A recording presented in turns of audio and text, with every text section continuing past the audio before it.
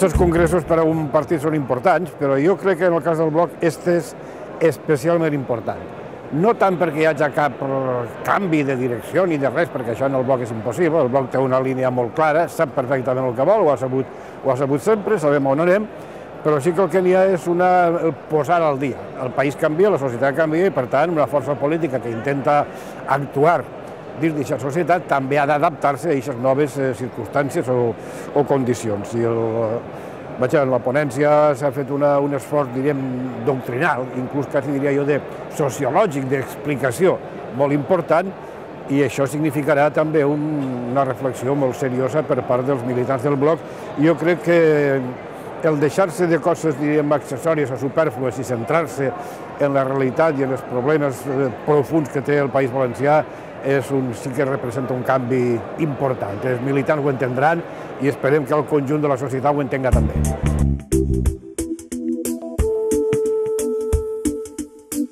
La societat hauria de trobar, i això és feina dels militants del Bloc i de la mateixa organització, de fer-ho arribar a la gent, és a dir, el Bloc ha de ser capaç de fer arribar a la gent una idea molt clara, i és que som absolutament necessaris.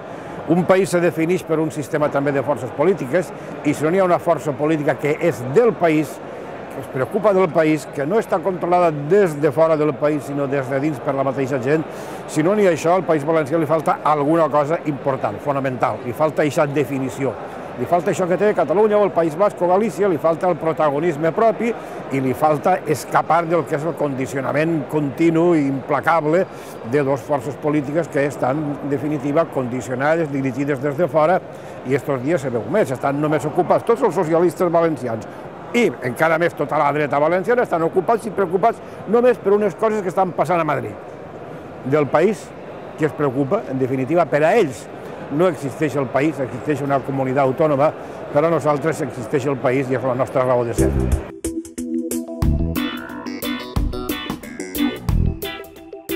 Pot ser que ho era fa 10 anys o 15 anys o 20 anys, però ara no. El Bloc és un partit de tota classe de gent, evidentment faltaria més que no hi haguera gent que pensa, que intel·lectuals i professors i gent de...